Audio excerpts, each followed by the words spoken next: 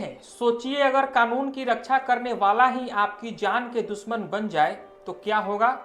तमिलनाडु के साथनकुलम से सामने आया एक ऐसा मामला जिसने पूरे देश को हिलाकर रख दिया था।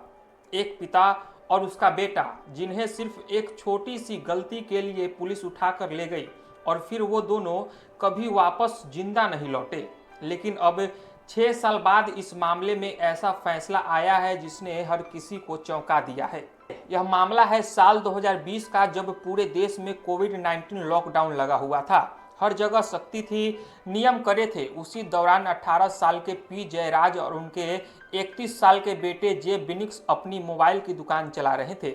आरोप लगा कि उन्होंने तय समय से थोड़ा ज्यादा देर तक दुकान खुली रख ली थी। बस यही उनकी गलती थी। 19 जून 2020 की रात पुलिस दोनों को उनके घर और दुकान से उठाकर थाने ले आई। परिवार वालों को लगा कि थोड़ी देर पूछताछ होगी और छोड़ दिया जाएगा, लेकिन उन्हें क्या पता था कि यह उनकी आखिरी मुलाकात होगी। थाने के अंदर जो हुआ वो सुनकर रोंगटे खड़े हो जाते हैं। दोनों को पूरी रात बेरहमी से पीटा गया, इतनी बुरी तरह से कि उनके शरीर पर गंभीर चोटों के निशान थे। रिपोर्ट्स के मुताबिक उन्हें बार बार यातनाएं दी गई। न सिर्फ मारपीट बल्कि अमानवीय व्यवहार भी किया गया। कहा जाता है कि उन्हें बैठने तक नहीं दिया गया और दर्द के बावजूद उन्हें लगातार टॉर्चर किया गया।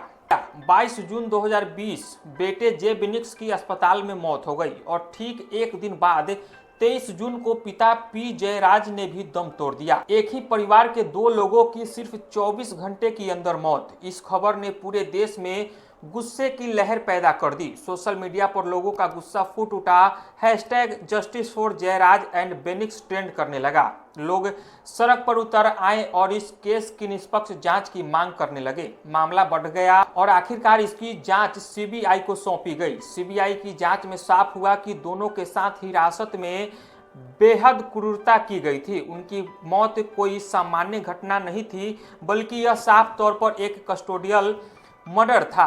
मामला मदुरै के विशेष अदालत में चला, जहां हर सबूत हर गवाही को ध्यान से सुना गया। पोस्टमार्टम रिपोर्ट, गवाहों के बयान, सबने एक ही कहानी बताई कि यह एक सुनियोजित अत्याचार था। और फिर 6 अप्रैल 2026 को वो दिन आया जब अदालत ने अपना फैसला सुनाया। कोर्ट ने इस केस को रेयरेस्ट ऑफ द रेयर माना और 9 पुलिसकर्मियों को दोषी करार देते हुए सीधे फांसी की सजा सुनाई। सिर्फ सजा ही नहीं, कोर्ट ने 1.40 करोड़ रुपए का जुर्माना भी लगाया, जो पीड़ित परिवार को मुआवजे के रूप में दिया जाएगा।